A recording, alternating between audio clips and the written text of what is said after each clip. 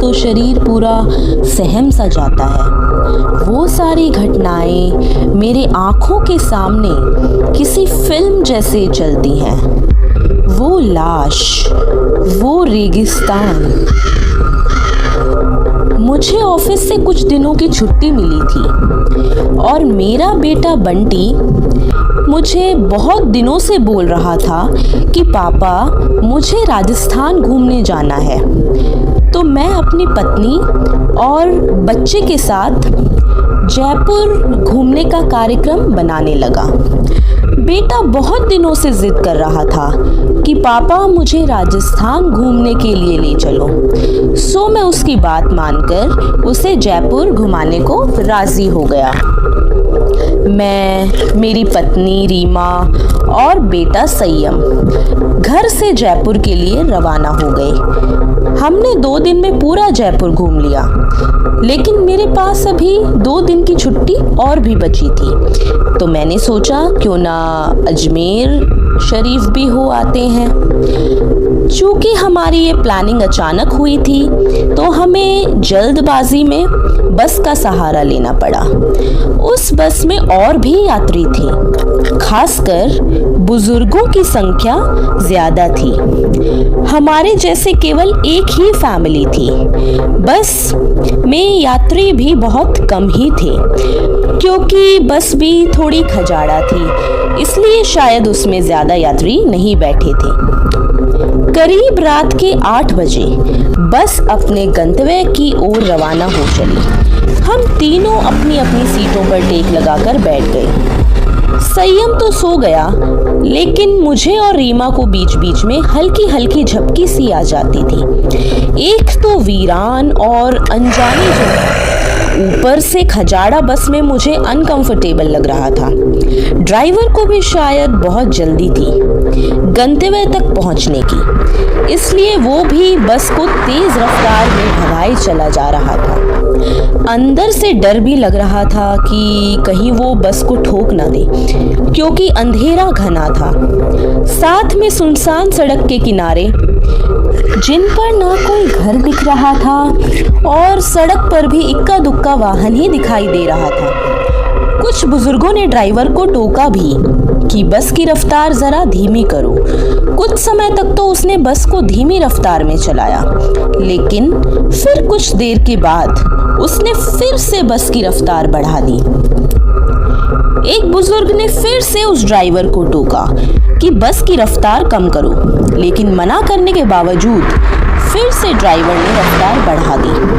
तब ड्राइवर ने जवाब दिया कि अंकल जी, जो मैं कर रहा हूँ वो बिल्कुल ठीक कर रहा हूँ। मैंने सुना है कि ये इलाका अच्छा नहीं है, बहुत ज़्यादा खतरा है और हम इस इलाके को जितनी जल्दी पार करके आगे बढ़ जाएं उतना अच्छा होगा। ड्राइवर की बात सुनकर सबने कहा कि चलो ठीक है। बस तेज रफ्तार से आगे बढ़ ही रही थी कि तभी एक तेज आवाज के साथ बस का थोड़ा संतुलन गड़बड़ाया और बस थोड़ी दूर बढ़ी और रुक गई। अब सब सकपका गए कि अचानक ये क्या हुआ।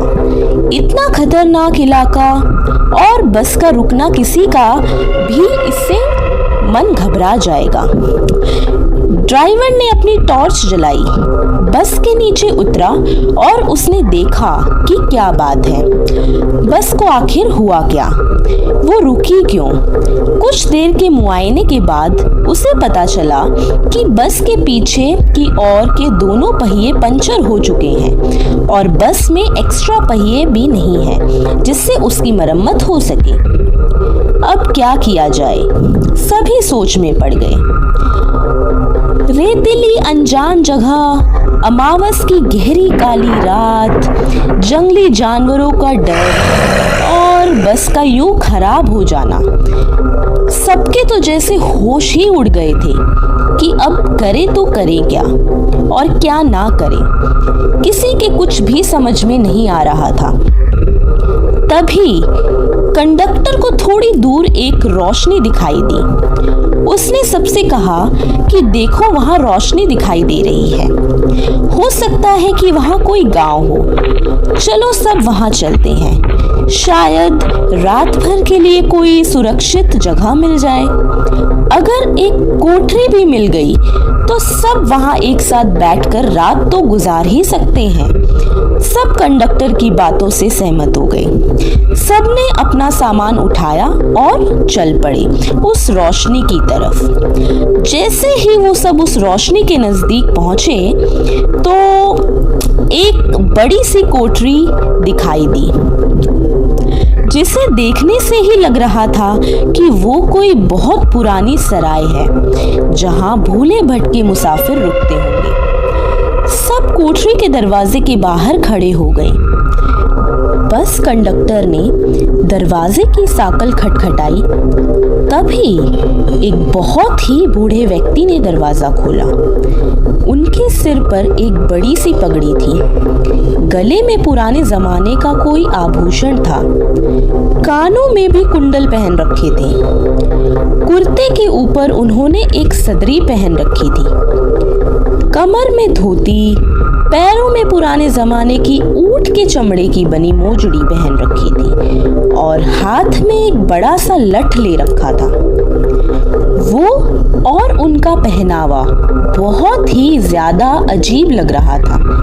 तभी कंडक्टर ने बड़ी हिम्मत करके कहा, ताऊसा, बस पंचर हो गई है। हम सबको रात गुजारने के लिए अगर आपकी कोठरी में थोड़ी जगह मिल जाती तो बड़ी मेहरबानी होती। उस कोठरी के मालिक बोले, डरने की जरूरत कोई ना है। ये सराय तो मैंने भूले भटके मुसाफिरों की मदद करने के लिए बनाई है। मैं चौधरी सुमेर सिंह और म्हारी घरवाली धन्नो ही मुसाफिरों का ख्याल रखते हैं। आप सब लोग भीतर पधारो। जो हम दोनों से बन पड़ेगा तो आपकी मदद जरूर करेंगे। कंडक्टर बोला, बहुत बहुत धन्यवाद ताऊसा, बड़ी मेहरबानी जो इस अनजान जगह में आप हमारी मदद करने को राजी हो गए। चौधरी सुमेर सिंह बोले, इसमें धन्यवाद की बात है, ये तो हमारा फर्ज है। हमारे को बहुत खुशी हुई जो आप लोग हमारे यहाँ पधारे। ये रहा पानी से भरा मटका। इस बड़ी सी डलिया में पूरियां रखी हैं और उस बड़ी सी बटलोही में आलू की तरकारी होगी। ये रहे पत्तल और आप सब अपना खाना परोस लीजिए। महिलाएं धन्नो के पास चली जाएं और पुरुष मेरे साथ आ जाएं। जल्दी से सब खाना खा लो और जिसे बाहर का काम निपटाना हो वो निपटा आओ, क्योंकि 12 बजे के बाद कोई भी बाहर नहीं निकलेगा और ना मैं किसी को बाहर निकलने दूंगा और कोई भी इसका कारण मुझसे नहीं पूछेगा। सबके पास अपनी अपनी हाथ घड़ी होगी। समय के अनुसार काम करके सोने के लिए लेट जाइए। ये रहे कंबल, सब बिछा लीजिए। हम सबने चौधरी सुमेर सिंह की सारी हिदायतों के अनुसार काम किया और कंबल बिछाकर लेट गए। जिनके पास अपने अपने शॉल और चादर थे वे सब ओढ़कर लेट गए। चूंकि मेरे पास ओढ़ने वाला बड़ा कंबल था, इसलिए मैंने बेटे को अपने पास सुला लिया और मेरी पत्नी औरतों के साथ अपना शॉल ओढ़कर लेट गई। चौधरी जी ने एक बार फिर सबको बाहर ना जाने की हिदायत दी और सबको सोने के लिए कहा। लगभग 12 बजे के बाद ना जाने कंडक्टर को क्या सूझी, उसे बीड़ी पीने की तलब लगी और वो बाहर जाने लगा। चौधरी जी ने उसे बहुत रोका, लेकिन वो नहीं रुका। कंडक्टर के बाहर जाने के बाद चौधरी जी ने जल्दी से कोठरी के किवाड़ बंद कर लिए और साथ में पटरे की मदद से किवाड़ को मजबूती से बंद कर दिया कि कोई भी भीतर ना आ सके और सारे रोशनदान और खिड़कियों को भी बंद कर दिया। और फिर जो हुआ और फिर कुछ देर के बाद बाहर से बहुत बहुत बुरी और डरावनी आवाजें आने लगी। साथ में कंडक्टर की भी आवाज सुनाई दी। वो चिल्ला कर बचाओ बचाओ चिल्ला रहा था। कोठरी के कुछ लोग कंडक्टर की मदद के लिए बाहर जाने लगे, लेकिन चौधरी जी ने उन्हें ये कहकर रोक दिया कि अगर सब बाहर गए तो सर्वनाश हो जाएगा। वो शैतान भीतर आ गया तो हम में से कोई भी जिंदा नहीं बचेगा। सब अपनी जान के विषय में सोचकर पीछे हट गए।